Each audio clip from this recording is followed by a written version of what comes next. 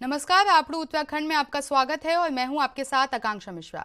आइए आगाज करते हैं उत्तराखंड की अहम खबरों का।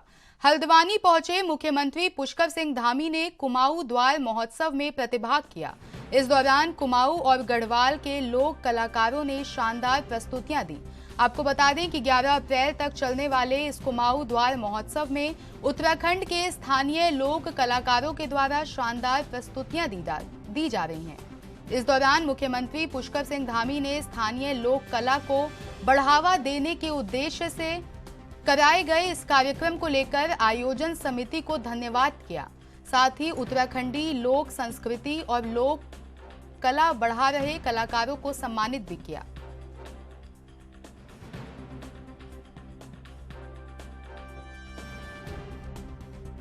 ये आयोजन अपने आप में हमारे लोक कलाकारों को एक बहुत बड़ा मंच प्रदान करता है और उनको अपनी जितने भी हमारी लोक संस्कृति से जुड़े हुए हमारे कलाकार हैं, हमारे लोक संगीत को आगे बढ़ाने वाले हैं, लोक संगीत करने वाले हैं, उन सभी को एक मंच, एक सभी स्थान इस प्रकार के कार्यक्रमों से मिलता है और उनको अपनी प्रतिभा का प्रदर्शन करने का अवसर मिलता है। इन सभी का प्रोत्साहन हो और ये हमारी लोक संस्कृति लगातार पीढ़ी दर पीढ़ी चलती रहे, उसके लिए हमने राज्य सरकार की तरफ से भी व्यवस्था की है और आगे निकट भविष्य में भी इस प्रकार के आयोजन के लिए हम, जिसमें हमारी लोक संस्कृति झलकती हो, हमारे लोक कलाकारों का प्रोत्साहन होता है, हम उनके प्रोत्साहन के लिए हमेशा सीएम साहब नगर निकाय चुनाव का टाइम नजदीक आ रहा है, क्या चुनाव अपने समय पे होंगे? अब देखिए, जो भी चुनाव। देहरादून में आज श्री गुरु राम राय विश्वविद्यालय का प्रथम दीक्षांत समारोह आयोजित किया गया।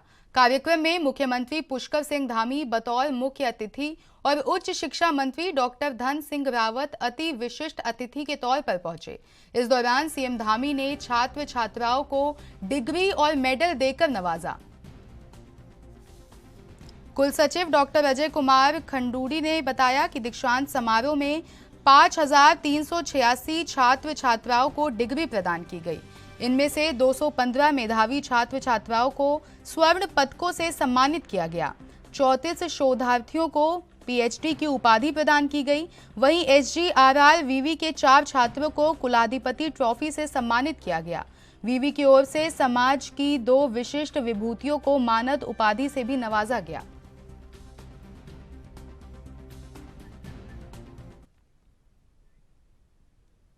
विकासनगर पहुंचे कैबिनेट मंत्री ने आज क्षेत्रीय जनता से मुलाकात कर उनकी समस्याओं को सुना और उनकी समस्याओं का जल्द निराकरण किए जाने की बात कही।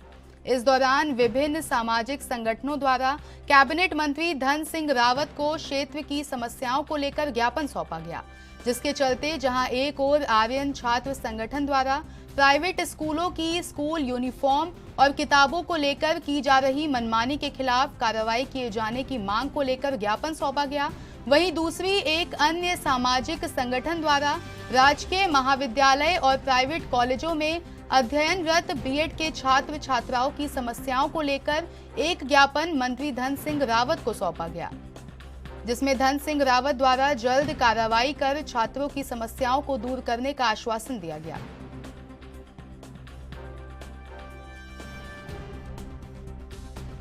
जो एफिलिएशन से रिलेटेड प्रॉब्लम चल रही है, हम इस मामले में इतने पिस चुके हैं कि हम एसडीएम से लेकर डीएम तक सब जगह हम जा रहे हैं। प्रिंसिपल सेक्रेटरी और सीएम सेक्रेटरी तक हम चले गए। हमें वहाँ से कोई भी एक बीच का रास्ता जो मिलना चाहिए तो हमें नहीं मिल रहा है। हम इतने परेशान हो चुके हैं कि कॉलेज प्रशासन तो दूर की बात, शासन प्रशासन भी हमारा कोई नहीं सुन रहा है। हम 6 अप्रैल से क्रमिक अनशन पे बैठे हुए हैं और हमने ये चेतावनी भी दी है और जब तक हमारी मांगे पूरी नहीं होती है तब तक हम वहाँ से नहीं उठेंगे। कल से हमारा आमरण अनशन है और जब तक हमें एफिलिएशन नहीं मिलता है और दूसरी बात हमें वो स्कॉलरशिप के फॉर्म हमारे डिस्ट्रिक्ट लेवल से वेरीफाई नहीं होता है तब तक हम वहाँ से नहीं उठेंगे। वो हमारे लिए पोर्टल 2 दिन तक खुलवाया जाए ताकि हमारे फॉर्म इंस्टीट्यूट लेवल से और डिस्ट्रिक्ट लेवल से वेरीफाई होने के बाद हम। देखिए, जो ये उत्तराखंड में अभी कुछ सरकारी डिग्री कॉलेज और प्राइवेट डिग्री कॉलेज, जहाँ के जो बीएड के बच्चे हैं, उन्होंने जब अपने छात्रवृत्ति फॉर्म भरे तो कॉलेज से जो है वो समाज कल्याण के पोर्टल पे भी चले जाते हैं, ऑनलाइन फॉर्म भी फिलअप हो जाता है। लेकिन जब वो डिस्ट्रिक्ट पोर्टल पे जाता है तो उनका फॉर्म जो है कुछ समय बाद रिजेक्ट हो जाता है और जब बच्चों को रिजेक्शन का वो आता है तो बच्चे जो है कॉलेज में बात करते हैं, कॉलेज कहते हैं कि समाज कल्याण ने आपके फॉर्म रिजेक्ट किए। जब समाज कल्याण में बच्चा पहुँचता है तो समाज कल्याण वाले विभाग का कहना है कि बच्चों के जो फॉर्म जो रिजेक्ट हुए हैं वो इस कारण रिजेक्ट हुए हैं कि इनका एफिलिएशन नहीं है। और आप सोचिए कि ये बच्चे जो है सरकारी डिग्री कॉलेज में पढ़ रहे हैं, अगर सरकारी डिग्री कॉलेजों के बच्चों के कॉलेजों में भी अगर कांग्रेस के प्रदेश अध्यक्ष करण माहरा ने उत्तराखंड में होने वाली प्रतियोगी परीक्षाओं को लेकर सवाल उठाए हैं। उन्होंने कहा कि जिस तरह से हाल ही में वन भर्ती परीक्षा उत्तराखंड में हुई है, इस परीक्षा में कई हजार छात्र छात्राओं ने एग्जाम नहीं दिया। उन्होंने कहा कि हमने पहले ही सरकार से कहा था कि वो मेंस के एग्जाम ना कराएं, जब तक जांच पूरी नहीं हो जाती, पुख्ता इंतजाम नहीं हो जाते, लेकिन सरकार नहीं मानी। पिछले दिनों जेईई और एई के पेपर भी उत्तराखंड में निरस्त हो गए थे। पटवारी का पेपर लीक हो गया, उसके बाद ये वन विभाग की भर्ती में हजारों छात्र छात्राओं ने प्रतिभाग नहीं किया। ये क्या दर्शाता है? उन्होंने कहा कि ये दर्शाता है कि जनता का सरकार पर भरोसा नहीं है, युवाओं का सरकार पर भरोसा नहीं है।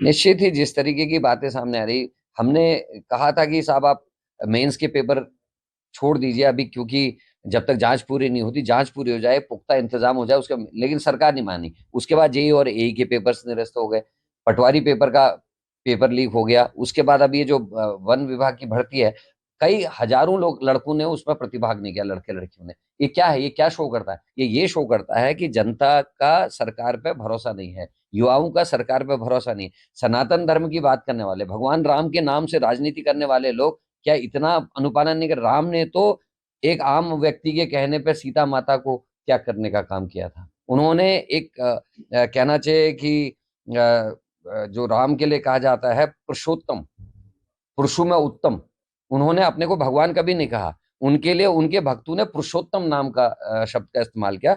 जिस पुरुष के अंदर सारे उत्तम गुण हो वो पुरुषोत्तम होता है। और भगवान राम का नाम लेकर राजनीति करने वाले भगवान राम के आगामी चारधाम यात्रा के लिए इस साल केदारनाथ धाम तक जाने वाले पैदल रास्ते पर घोड़े खच्चरों की निगरानी के लिए भी जवान तैनात रहेंगे। इसके अलावा घोड़े और खच्चरों के लिए खास व्यवस्थाएं भी की गई हैं। इस बार चारधाम यात्रा के दौरान गौरीकुंड से केदारनाथ धाम तक हर 1 किलोमीटर पर घोड़ों के लिए गर्म पानी की व्यवस्था की गई है और घोड़ों के आराम के लिए करीब 2000 की क्षमता का टीन शेड बनाया गया है।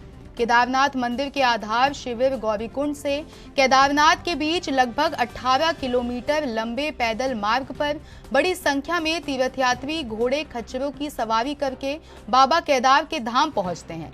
इस दौरान घोड़े खच्चरों के साथ अमानवीयता न हो, इसकी निगरानी के लिए पैदल रास्ते पर प्रांतीय रक्षा दल के 25 मेंबर्स को तैनात करने की योजना बनाई गई है।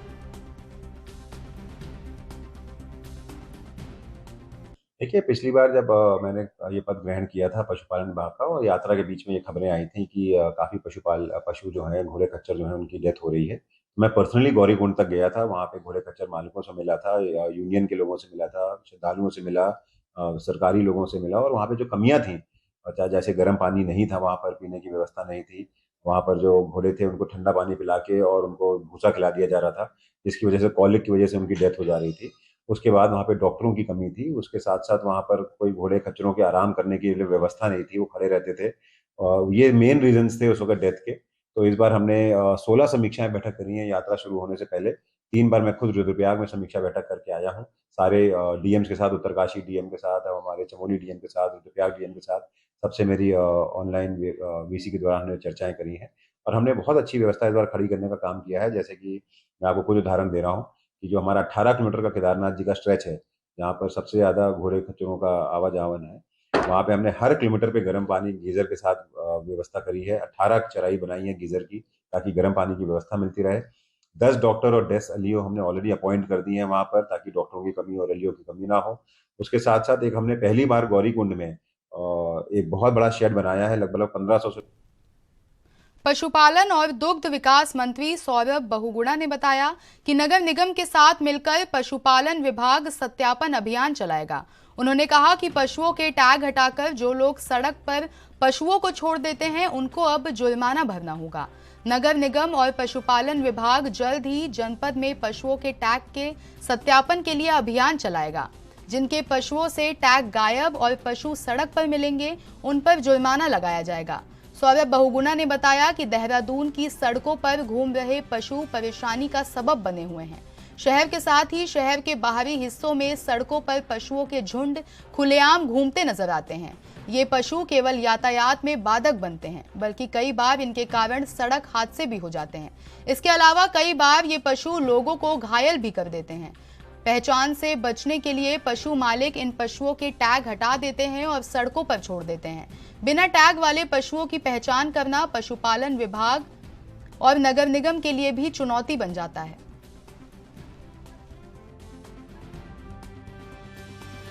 नहीं, देखिए, फिलहाल सबसे बड़ी उत्तराखंड की इस वक्त जो समस्या है वो हमारा आवारा गौवंश है, जो निराश्रित गौवंश को सड़क पर छोड़ दिया जा रहा है। और मैंने पहले भी कहा है कि हम लोग को थोड़ी सी करुणा रखनी पड़ेगी जानवरों की तरफ। एक तरफ हम गाय को माता का दर्जा देते हैं, गौ माता का दर्जा दे रहे हैं, लेकिन जैसे ही वो दूध देना कम कर रही है हम उसको सड़क पर छोड़ दे रहे हैं, निराश्रित कर देते हैं। तो थोड़ा सा हम सबको मिलकर इस अभियान में जुड़ना पड़ेगा। नगर पालिकाओं के द्वारा, नगर पंचायतों के द्वारा, नगर निगमों के द्वारा और सरकार के द्वारा हम एक अभियान जरूर चलाएंगे कि जिन पशुओं को छोड़ा जा रहा है और जिनके टैग लगे हुए हैं उनके मालिक को हम फिर जुर्माना लगाना शुरू करेंगे। वो जुर्माने की राशि भी तय। कलियर नगर पंचायत की बोर्ड बैठक में 2023-24 का 25 करोड़ 55 लाख 88 हजार का अनुमानित बजट पास किया गया। बोर्ड बैठक में करोड़ों के निर्माण कार्यों के प्रस्ताव पर भी मुहर लगी, जिसमें सड़कों के निर्माण, पानी की टंकी, शमशान घाट की 4 दीवारी जैसे कई प्रस्ताव भी शामिल हैं। इसके अलावा कलियर, मूकरपुर और महमूदपुर में टंकी निर्माण और कलियर क्षेत्र की सड़कों के निर्माण के भी प्रस्ताव रखे गए, जिन्हें बोर्ड ने पास कर दिया। इस दौरान विधायक फरकान अहमद ने कहा कि कलियर क्षेत्र का लगातार विकास हो रहा है, जिसके लिए नगर पंचायत का भी उन्हें काफी सहयोग मिला है। कलियर का विकास और बेहतर तरीके से हो, इसके लिए लगातार प्रयास किए जा रहे हैं।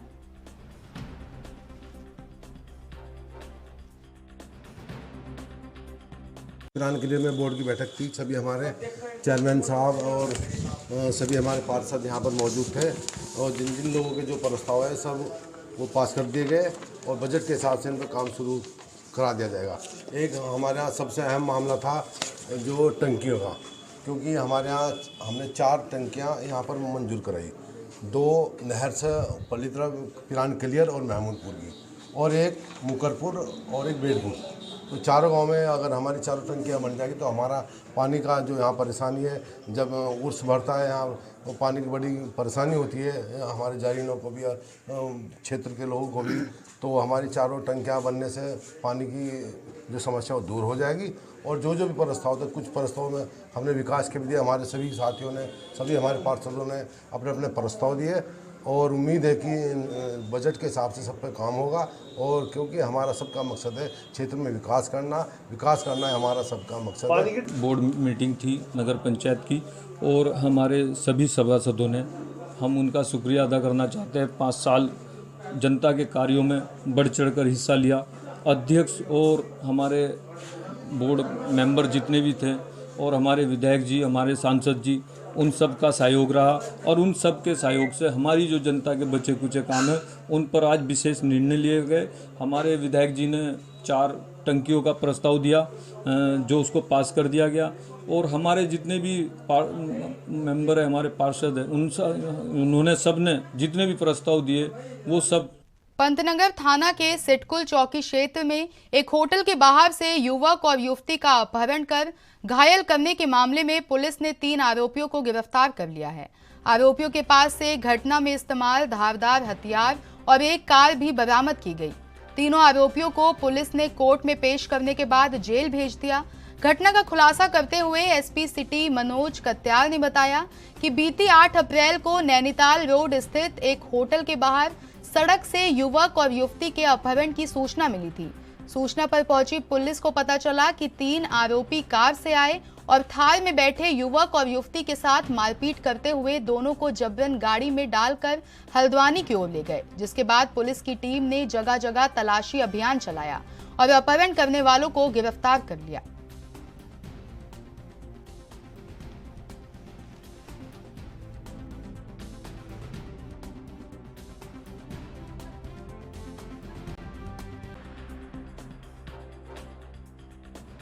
घटना में जो 3 लोगों ने इस घटना को अंजाम दिया था, तीनों अभियुक्तों की हमने अरेस्टिंग कर ली है और इस घटना में प्रयुक्त जो वाहन था हुंडई एक्सेंट, उस वाहन को हम लोगों ने बरामद कर लिया। इस घटना को कारित करने के लिए जो 2 असलाह प्रयोग किए गए थे, उन दोनों असलाह को हम लोगों ने बरामद कर लिया और एक गाड़ी जो पीड़ित की थी, जिसे क्षतिग्रस्त किया गया था अभियुक्तों के द्वारा, उस गाड़ी को भी हम लोगों ने बरामद कर लिया है। उसका टेक्निकल मुआयना कराया जाएगा। इसमें investigation is on the way and ये बहुत ही ज़्यादा सनसनीखेज घटना थी क्योंकि एक शहर के व्यस्ततम पॉश इलाके में हुई थी। तो उसी गंभीरता के साथ पुलिस ने इसको प्रोफेशनली टैकल किया और इसमें पूरी प्रोफेशनल एफिशिएंसी का परिचय देते हुए तत्काल इस घटना का अनावरण भी किया और इसमें तीनों अभियुक्तों की गिरफ्तारी और सारे इसमें इलेक्ट्रॉनिक और जितने भी फिजिकल एविडेंस थे वो सब हम लोगों ने कलेक्ट किए हैं। घटना के पीछे इनका पारिवारिक विवाद प्रकाश में आ रहा है क्योंकि इन लोगों की जो लोग अभियुक्त हैं उनकी सिस्टर या उनकी भतीजी है जो पीड़ित है इसमें, और उनकी इच्छा के विरुद्ध किसी से संबंध बनाना है, शादी करना, उनके अफेयर रखना, ये इसके पीछे प्रथम दृष्टया कारण अभी तक इन्वेस्टिगेशन में यही प्रकाश में आया है। बाकी इसमें अभी इन्वेस्टिगेशन जारी है और इसमें जो भी इसका बाकी डिटेल्स आते हैं वो। कोरोना के बढ़ते मामलों को देखते हुए स्वास्थ्य सेवाओं की व्यवस्थाएं परखने के लिए आज प्रदेश भर में स्वास्थ्य विभाग द्वारा मॉक ड्रिल की गई। मॉक ड्रिल का मकसद वक्त पर खामियों को दुरुस्त कर तैयारियों को अधिक पुख्ता करना है। आपको बता दें कि केंद्र सरकार के निर्देशों के क्रम में ये ड्रिल की गई है। देश प्रदेश में कोरोना के मामले में बढ़ोतरी हो रही है, जिसके चलते सभी मुख्य चिकित्सा अधिकारियों को कोविड-19, सीजनल इन्फ्लुएंजा और अन्य श्वसन संबंधी रोगों से बचाव और नियंत्रण को आवश्यक दिशा निर्देश दिए गए हैं। वहीं इस मौके पर हल्द्वानी में भी प्रशासनिक अमले के साथ स्वास्थ्य विभाग के अधिकारियों की टीम ने बेस और सुशीला तिवारी अस्पताल का निरीक्षण किया। चिकित्सा अधिकारियों ने कहा कि संदिग्ध रोगियों के पर्याप्त सैंपल इन्फ्लुएंजा और कोविड-19 जांच के लिए भेजे जाएंगे।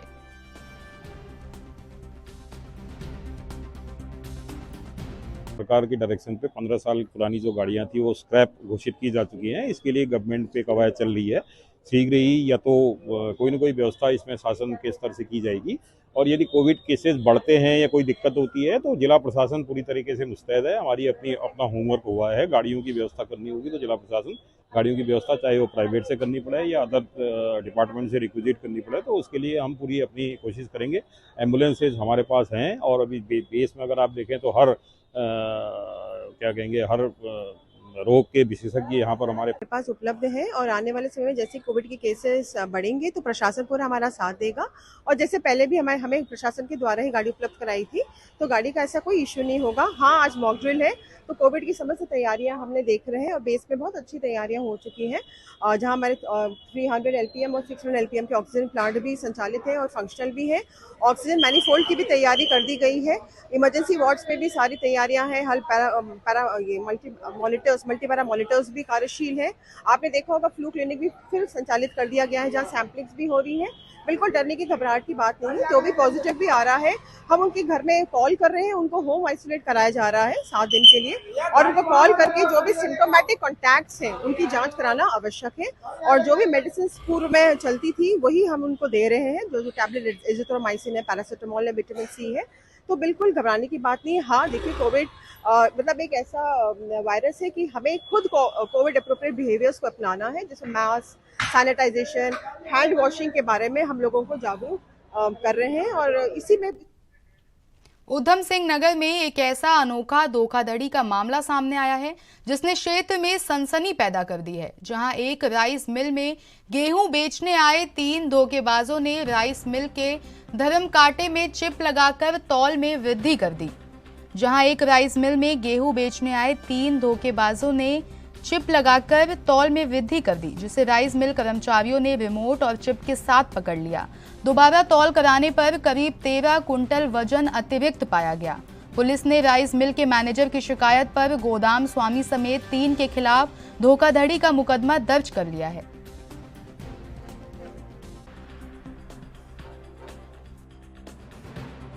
प्रकार से कि कुछ राइस मिल के कुछ मालिक जो लोग हैं, जो ओनर्स हैं राइस मिल एसोसिएशन के द्वारा, उन लोगों ने थाने में संपर्क किया कि जहां पर उस मिल में आने वाली गाड़ियां हैं, जहां पर उनकी वेइंग यानी कि जहां पे उनकी तोल होती है, उस तोल का जो कांटा है उसकी वेइंग पे उन्हें डाउट था और जब उन्होंने वेइंग को उसमें क्लैरिफाई किया, उसे रिकन्फर्म किया, तो उसमें वेइंग में जो उनका वजन था वो उसमें वजन में काफ़ी उनको डिस्क्रिपेंसी मिली। तो डिस्क्रिपेंसी की जब जांच की गई तो उस जांच के दौरान ये तथ्य प्रकाश में आया कि एक चिप का प्रयोग करके इलेक्ट्रॉनिक तरीके से एक चिप और रिमोट की सहायता से जो कांटे का जो वेट था उस वेट को मैनिपुलेट किया जा रहा था, उसके आधार पे उसमें धोखाधड़ी की जा रही थी। तो बहुत ही गंभीर घटना थी और इस घटना के दृष्टिगत भी हम लोगों ने तत्काल इसमें अभियोग पंजीकृत किया है, इसमें भी कार्रवाई की जा रही है और इसमें शीघ्र ही इसके भी पूरे माल और मुलजिम की हम लोग बरामदगी सुनिश्चित करेंगे। इसमें हम लोग आपके माध्यम से भी ये मैसेज देना चाहते हैं कि जहाँ पर भी आप वेइंग कराएं उसको चेक करा लें कि वो सर्टिफाइड है या नहीं, और इसमें वेट्स एंड मेजरमेंट एक्ट की भी संबंधित जो भी इसके प्रावधान है उसके अंतर्गत भी दोषियों के विरुद्ध इसमें कार्रवाई की जाएगी। कितने लोगों के खिलाफ मुकदमा किया गया? इसमें अभी इन्वेस्टिगेशन चल रही है, इसमें 2 लोगों के खिलाफ अभियोग है, बाकी लोग जो भी इसमें इन्वॉल्व हैं वो। उत्तराखंड के रुद्रपुर से खबर है, जहां जिला कोर्ट के बाहर लड़की को ले जाने को लेकर 2 गुटों में जमकर मारपीट हुई। मारपीट का वीडियो सोशल मीडिया पर जमकर वायरल हो रहा है। जानकारी के मुताबिक मामला 2 समुदायों से जुड़ा हुआ है, जिसको लेकर काफी समय से विवाद चल रहा है। जानकारी के मुताबिक रुद्रपुर स्थित जिला सत्र न्यायालय में लड़का और लड़की कोर्ट में जा रहे थे। इसी बीच लड़की के परिवार वालों ने अपनी लड़की को ले जाने को लेकर लड़का और उसके परिजनों में कहासुनी हो गई। देखते ही देखते लड़की को अपने साथ में ले जाने को लेकर मारपीट हो गई।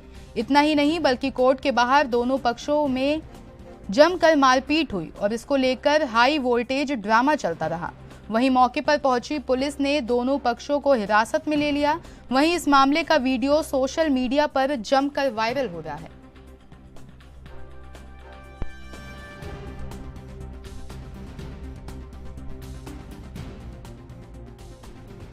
जो है सोशल मीडिया के माध्यम से हमारे संज्ञान में आया है, उसमें कुछ पक्ष के लोग अभी चौकी में भी पहुंचे हैं, जो मैंने जानकारी की है। तो उसमें जो भी उनका वर्जन है उसके हिसाब से इसमें कार्रवाई की जाएगी और फिलहाल जो है उसमें उससे रिलेटेड कुछ सीसीटीवी फुटेज भी वायरल हो रहे हैं, उसका भी संज्ञान लिया जाएगा और दोनों पक्षों में जो भी तहरीर आती है और जो फैक्ट है। पूर्णागिरि मेले को अब पूरा 1 महीना हो चुका है। पूर्णागिरि मेले में चंपावत और उत्तराखंड के अन्य जिलों से आए पुलिसकर्मी अपनी तैनाती के दौरान श्रद्धालुओं की मदद करने के लिए अपनी अहम भूमिका में उभरते हुए दिख रहे हैं। इसी क्रम में थाना भैरव मंदिर में बना खोया पाया केंद्र के माध्यम से उत्तराखंड पुलिस के द्वारा गुमशुदा श्रद्धालुओं को उनके परिजनों से मिलाने का कार्य लगातार किया जा रहा है। इसी के साथ श्रद्धालुओं के मोबाइल फोन, पर्स, रुपयों के खो जाने पर पुलिस द्वारा कीमती सामानों की खोजबीन कर श्रद्धालुओं के सुपुर्द करने का कार्य लगातार किया जा रहा है। आज कुसुमपुर जिला बाराबंकी उत्तर प्रदेश से पूर्णागिरि धाम अपने परिजनों के साथ दर्शन करने आई 12 वर्षीय अर्चना मेले के दौरान भीड़ में बिछड़ गई, जिसकी सूचना परिजनों द्वारा भैरव मंदिर खोया पाया केंद्र में दी गई। सूचना पर थानाध्यक्ष हरीश प्रसाद के नेतृत्व में तत्काल कार्रवाई करते हुए काफी खोजबीन के बाद गुमशुदा अर्चना को 3 से 4 घंटे के भीतर काली मंदिर के पास से खोज लिया गया, जिसके बाद गुमशुदा 12 वर्षीय बालिका को उसके परिजनों को सुपुर्द कर दिया गया।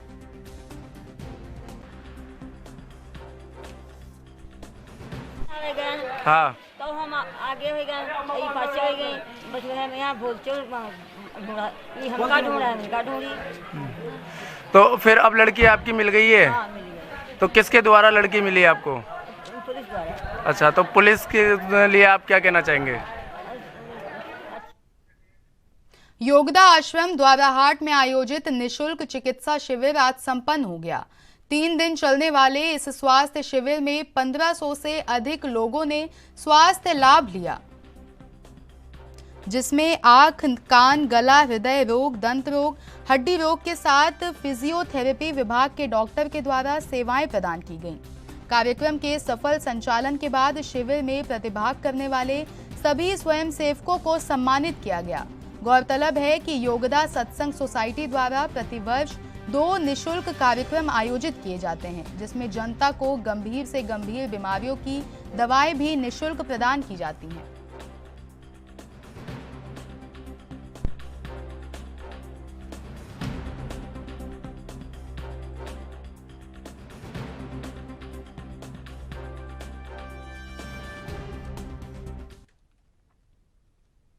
उत्तराखंड की जसपुर विधानसभा सीट से विधायक आदेश सिंह चौहान पर तहसील कानूनगों ने अभद्र व्यवहार और गाली गलौज का आरोप लगाया है। कानूनगों ने इस मामले में कोतवाली जसपुर में उनके खिलाफ शिकायत दर्ज कराई है और कार्रवाई की मांग की है, जिसके बाद पुलिस मामले की जांच में जुट गई है। पुलिस का कहना है कि इस मामले में जांच कर आवश्यक कार्रवाई की जाएगी। जसपुर विधायक आदेश चौहान अपनी दबंगई को लेकर एक बार फिर से सुर्खियों में आ गए हैं। जसपुर तहसील में कानूनगो पद पर कार्यरत जुनेजा ने विधायक आदेश चौहान पर उनके साथ अभद्र व्यवहार करने और गाली गलौज का आरोप लगाया है। उनका कहना है कि कुछ पटवारी हड़ताल पर चल रहे हैं।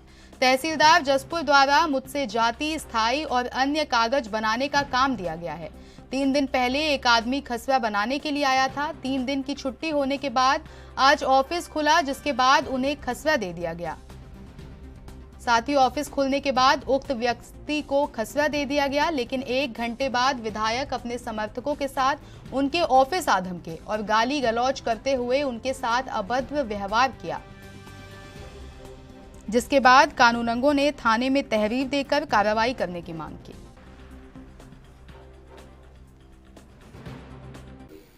ये आज दिन में जसपुर तहसील में राजस्व उप निरीक्षक के साथ विधायक क्षेत्र विधायक जी और उनके साथ के कुछ अन्य लोगों के द्वारा उनके कार्यालय में घुसकर उनके साथ अभद्रता करने की एक तहरीर प्राप्त हुई है।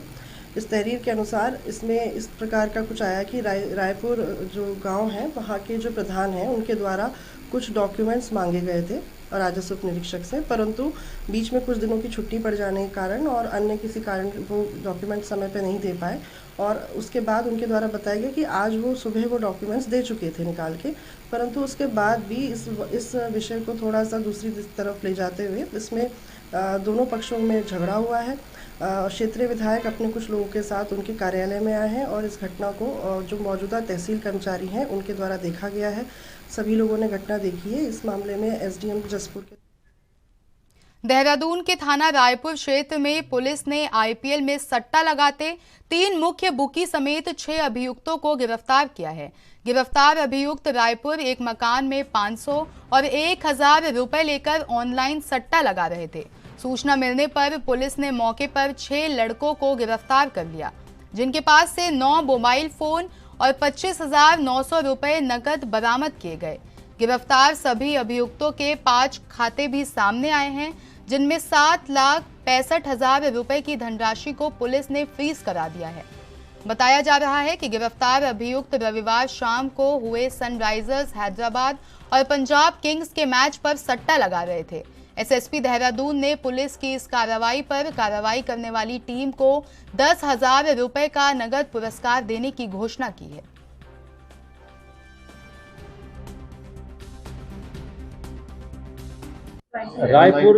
रायपुर थाने में ऑनलाइन सट्टा, क्योंकि आजकल आईपीएल चल रहा है, ऑनलाइन सट्टा के एक गिरोह का पर्दाफाश किया गया है, जिसमें कि 6 लोगों की अरेस्टिंग हुई है। ये सब देहरादून वासी हैं और इनके पास से 9 मोबाइल फोन बरामद हुए हैं, 25,900 रुपया बरामद हुआ है, 7,16,500 रुपया जो उनके अलग अलग 5 बैंक अकाउंट्स में जमा थे उनको फ्रीज किया गया, जो कि उन्होंने इसी सट्टे के माध्यम से आमदनी या उसको रिकवर पैसा को व्यवस्था करी थी, उसको हमने जो है वो फ्रीज कर दिया है और एक बहुत अच्छा काम। आपड़ू उत्तराखंड में मेरे साथ इतना ही। देश की तमाम बड़ी खबरों के लिए बने रहिए हमारे साथ और देखते रहिए ANV न्यूज़।